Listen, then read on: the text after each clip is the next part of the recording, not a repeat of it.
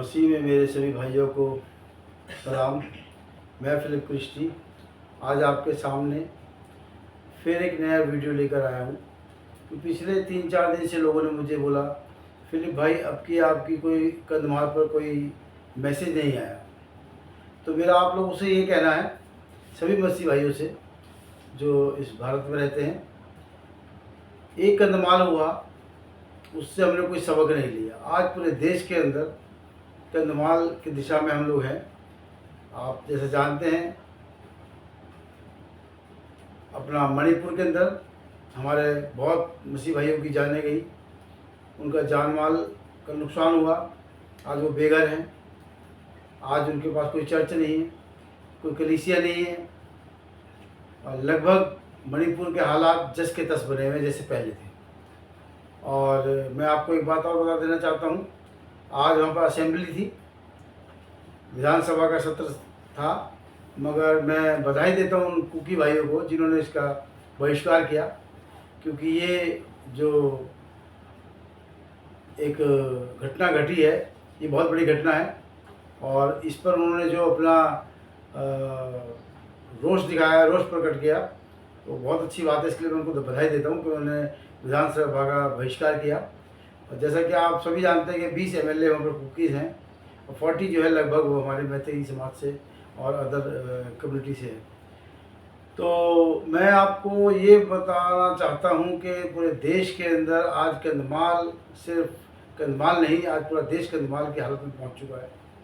North east भी चल रहा है, पूरा नॉर्थ में आपको रोज़ बरोज़ कहीं ना कहीं किसी पास्टर को मारने की, जेल में डालने की, उसकी कलीसिया को मारने की, ये सब घटनाएं आम होती जा रही है और आप रोज़ सुन रहे हैं। ये बात तो रही चलिए नॉर्थ की, नॉर्थ ईस्ट की, मगर ईस्ट और वेस्ट भी नहीं बचा हुआ है।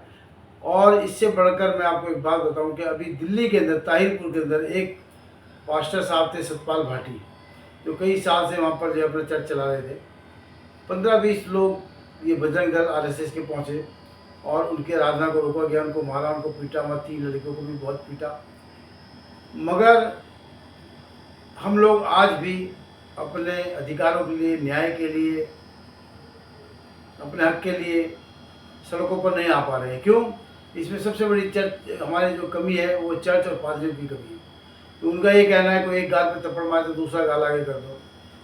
उनका ये कहना है कि हमारे को जो न्याय मिलेगा वो परमेश्वर देगा, हमारा तो राज्य यहाँ नहीं, हमारा स्वर्ग में राज्य है। तो मैं फिर उनको ये बात कहना चाहूँगा उन अगुओं को कि ऐसी भ्रमित बातें कहकर लोगों को परेशान ना करें, ना खुद पिटें, ना अपनी कलीसिया को पिटवाएं। देखिए हालात बदल चुके हैं, इस देश के कॉन्स्टिट्यूशन है, इस देश के संविधान है, उसके तहत आपको न्याय प्रक्रिया में जाना पड़ता है और वहाँ जाने के बाद भी आपको न्याय नहीं मिल पाता है। ये आप और हम सभी जानते हैं। और ये सिर्फ के ईसाई कौम के लिए नहीं, ये आज चाहे मुस्लिम हो, चाहे वो दलित हो, चाहे वो आदिवासी हो, चाहे पिछड़ा वर्ग हो, सभी के संग आज यही हालात है। न्याय किसी के साथ नहीं हो रहा है। क्यों? क्योंकि इस देश में ब्राह्मण तंत्र इस तरीके से फैल चुका है, वो नहीं चाहता कि इस देश में आप लोग अपने काम को, अपने प्रचार को, अपने इष्ट को, अपने ईश्वर को, अपने आराधना स्तुति को सही तरीके से करो, क्योंकि वो जानते हैं कि आपके पास सत्य है, उनके पास झूठा मार्ग है। तो मैं उनके ऊपर कोई टिप्पणी नहीं करना चाहता, मगर मैं आप लोगों को इतना बताना चाहता हूँ कि आप लोग एकजुट होकर इन हालातों का सामना करें और अपने लोगों की रक्षा के प्रति संवेदनशील हो और एकजुट होकर इन चीज़ों का सामना करते हुए एक अम्ब्रेला ऐसा तैयार करें पूरे देश के अंदर कि जिससे कि मसीह समाज का प्रोटेक्शन हो, उनको सुरक्षा मिले। देखिए अलग अलग होकर हम नहीं लड़ सकते, और अब तक हमारी लड़ाई जो रही है वो अलग अलग होकर हमने लड़ाइयाँ लड़ी हैं, चाहे वो अपने अधिकार की हो, चाहे न्याय की हो, चाहे वो अपने हक की हो, चाहे वो अपने संविधान के प्रति हमारा जो आज जिसको हम नतमस्तक होते हैं उसके आगे कि संविधान ही हमारी जान बचाएगा। मगर आज जुडिशरी, पूरा मीडिया, शासन, प्रशासन सब आपके विरोध में है, क्योंकि इस देश में एक ऐसी लहर चल चुकी है कि चारों तरफ जय श्री राम के नारे, चारों तरफ जो है जो हमारा ब्राह्मण तंत्र है उसने ऐसा अपना साम्राज्य स्थापित कर लिया है कि यहाँ पर सबकी आवाज़ें दब गई हैं। क्योंकि वो चाहते थे कि इस देश में हमारा शासन हो। हालांकि वो कभी शासन का हिस्सा नहीं रहे, वो हमेशा चाटुकार रहे, मगर आज के समय में इस पिछले 10 साल के अंदर ये उनका शासन पूरी तरीके से जड़ पकड़ चुका है। हालांकि शासन तो कांग्रेस के समय में भी था, क्योंकि ब्राह्मण तंत्र हमेशा से हावी रहा है। मुगल आए तो वो उनके चाटुकार रहे, उनका काम सिर्फ लोगों का जो है मनोरंजन करना, उनकी पढ़ाई करनी, उनके लिए कसीदे पढ़ने, ताकि वो उनके दरबार में बने रहे। मुगल दरबार में भी जो नवरत्न थे अकबर के या बाबर के या और भी कई राजाओं के, उनमें सब में जो है ब्राह्मण हावी रहा। अंग्रेज आया, अंग्रेज के समय भी ब्राह्मण हावी रहा। तो अब हमारी जो लड़ाई है साफ, और फिर आपको कहूँगा, अब जो है हम अपने दुश्मन को पहचान चुके हैं। अगर आपने इस देश के अंदर सर उठाकर चलना है, आने वाली पीढ़ियों का भविष्य बनाना है, तो आपको अपने दुश्मन को पहचान कर आपको काम करना होगा, आपको डरना नहीं होगा। देखिए, जब तक क्रांति नहीं होती तब तक जो है आपको न्याय नहीं मिलेगा। इस देश में पहले भी कई क्रांतियाँ हुई हैं, चाहे हमारे देश को आज़ाद कराने के लिए। उस समय भी इस देश के हिंदू, मुस्लिम, सिख, ईसाई ने मिलकर अपनी आहुतियाँ दी हैं, प्राणों की आहुतियाँ दी हैं। देश आज़ाद हुआ, मगर वो आधा अधूरा देश आज़ाद हुआ, क्योंकि जो लोग उस समय, जो ब्राह्मण तंत्र में आज नाम लेकर आपको बता देना चाहता हूँ, जो ब्राह्मण तंत्र मुगल काल से लेकर अंग्रेजों के काल तक था, वही जो है इस समय है। और वो कभी भी आपको न्याय नहीं देगा, क्योंकि इस बात को खुद ब्रिटिशर कह के गए हैं कि इस कौम के अंदर, इस जाति के अंदर, खासकर ब्राह्मण जाति के अंदर न्याय की कोई भी चाह नहीं है किसी को न्याय देने की। ये हमेशा न्याय के विरुद्ध रहे हैं और अपनी सत्ता स्थापित करने में लगे रहे। और आज यही है कि आज पूरे देश के अंदर आज इनकी सत्ता स्थापित हो चुकी है। आप किसी भी महकमे में, किसी डिपार्टमेंट में, किसी भी जगह आप चले जाइए, वहाँ पर ब्राह्मण तंत्र हावी है। अब इनको आप पहचान चुके हैं और आप जान चुके हैं कि चारों ओर जय श्री राम के नारे, चारों ओर हर तरफ हमारे विरोध में, ईसाइयों के विरोध में, मुसलमानों के विरोध में, आदिवासियों के विरोध में इनके जो है कार्य चल रहे हैं और लोगों को भरमा रहे हैं। मैं काफ़ी समय से पूरा देश घूम रहा हूँ, खासकर मैं झारखंड, छत्तीसगढ़, वेस्ट बंगाल, उड़ीसा काफ़ी समय से घूम रहा हूँ। वहाँ मैंने जाके देखा है कि आज आदिवासियों के बीच में उन्होंने अपने उनके आइकॉन्स बदल दिए हैं। आज वहाँ पर सबरी के मंदिर बन रहे हैं, आज वहाँ पर हनुमान जी के मंदिर बन रहे हैं। जहाँ भी कोई उनको पीपल का पेड़ या बरगद का पेड़ मिलता है, उसके नीचे वो स्थापित कर देते हैं हनुमान जी की मूर्ति। वो ये बता देना चाहते हैं कि तुम आदिवासी समाज जो हो वो इनके वंशज हो, और वो इसलिए तुम उनके वंशज हो क्योंकि वो श्री राम के भक्त थे, ऐसी आप भी हमारे लिए भक्त बने रहे। खैर, मैं जो कहना चाह रहा था उससे मैं थोड़ा अलग विषय पे इसलिए आया हूँ कि आपको पता लगे कि आखिर इस देश में चल क्या रहा है। हमें अपने मसीह समाज को सुरक्षा देने के लिए एकजुट होना होगा, और आगे चलकर हमें देश में एकजुट होते हुए जगह जगह रैली, प्रदर्शन, धरना करना पड़ेंगे, और बहुत बड़े नंबर में। अभी तक जो धरना प्रदर्शन होते हैं 200, 400, 500, 1000 लोगों में होते हैं, उससे काम नहीं चलेगा, क्योंकि सरकार को उससे कोई मतलब नहीं। वो जानती है कि ये लोग जो है बिखरे पड़े हैं। जब तक आप एकजुट नहीं होंगे, आप इनसे नहीं लड़ सकते। मैं फिर आपको बता देना चाहता हूँ, जितने भी आज हमले होते हैं RSS, बजरंग दल, विश्व हिंदू परिषद के द्वारा होते हैं, क्या सरकार को इसकी कोई खबर नहीं है? सारी खबर है। लोकल इंटेलिजेंस जानता है इस चीज़ को, मगर तब भी वो आपके लिए कुछ नहीं कर सकता। उनके हाथ बंधे हैं, क्योंकि उनको जो है पूरी सरकारी मशीनरी उनके हाथों में दे दी गई है, और उनको बता दिया गया है कि इनका वोट अगर हमें नहीं मिला तो हमें कोई फ़र्क नहीं पड़ेगा। मैं इनको डरा के खौफ में इनको रखो, क्योंकि उनका जो अपना वोट है, जो कैटराइज वोट है, 32 से 35-36% वो अपना तैयार कर चुके हैं। खासकर देश के नवयुवक को उन्होंने जो है पूरी तरीके से आज गुमराह कर दिया है। आज मैं देखता हूँ, जब सड़कों पर निकलता हूँ, तो नए जवान हमारे जो नवयुवक है, उनके सर पे चोटी और ललाट पर उनके तिलक, इसका क्या मतलब है?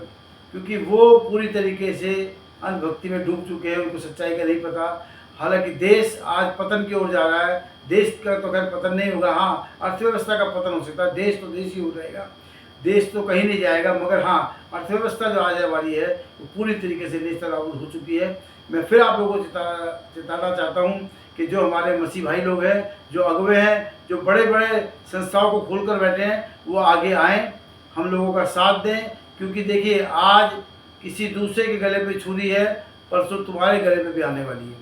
इन चीज़ों को समझिए, आपस में जो है एक दूसरे से वैर भाव मिटाकर अपना मिशन, अपनी संस्थाएं, ये सब चीज़ें भुलाकर एकजुट होकर इस देश में अपनी लड़ाई को लड़ें, अपने नवयुवकों के लिए कुछ करें, उनके लिए रोज़गार की बात करें, उनके लिए आप नौकरी की, देखिए नौकरी तो इस देश में अब रही नहीं है और हमारे नाम से नौकरी मिलेगी भी नहीं, और सरकारी नौकरी तो लगभग ख़त्म होती चली जा रही है। जो प्राइवेटाइजेशन जो हो गया है उसमें आपको बिल्कुल भी नौकरियां नहीं मिलेगी। मैं आप लोगों को सबको ये कहना चाहता हूँ कि अपने युवकों को, युवतियों को अपने संस्थाओं में नौकरी दो, उनको बिजनेस की तरफ लेकर जाओ। मैं शुरू से ही कहता आया हूँ, जब तक आपकी कौम, आपका जो नौजवान है, जब तक वो मजबूत नहीं होगा, चर्च कभी मजबूत नहीं हो सकता, क्योंकि आगे की बागडोर हमें इनको सौंप कर जानी है। अगर ये कमज़ोर होंगे तो हमारे देश की जो, हमारी जो भारतीय मसीह समाज की जो प्रणाली है पूरी तरीके से लड़खड़ा जाएगी। मैं आपसे फिर कहना चाहता हूँ कि आप लोग अपने सब चीज़ों को भुलाकर, अपने बैर भाव को भुलाकर, मैं छोटा हूँ वो बड़ा है, वो छोटे समाज से आया है, ये कन्वर्ट हुआ है, या ये समाज जो बहुत छोटा है, पिछड़ी जाती है, नीची जाती है, हम उनको जो है अपने से दूर रखें। ये भावनाएं अपने दिलों से निकालिए, अपने एकजुट होकर अपने भाइयों से गले मिलें और सब छोटे बड़े एक साथ मिलकर इस देश के विकास के योगदान के लिए, इस देश की अच्छाई के लिए, इस देश के सौहार्द, भाईचारा और इस देश की तरक्की के लिए हम सब मिलकर काम करें।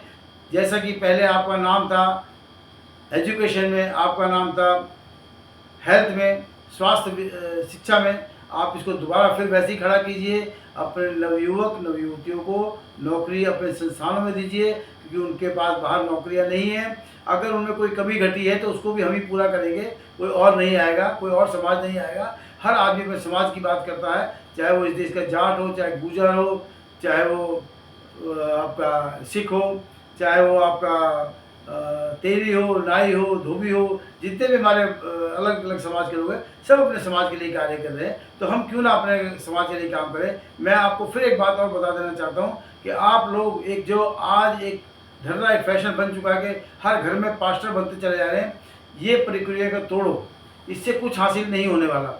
देखिए, सुसमाचार जो आप सुनाते हैं अच्छी बात है, हमारा फर्स्ट कमांड है वो, और हमारा जो है ये एक पहली प्रायोरिटी बनती है कि हम अपना सुसमाचार लोगों तक पहुंचाएं, पर इस तरीके से ना पहुंचाएं जिससे हमारे लोग खतरे में रहें।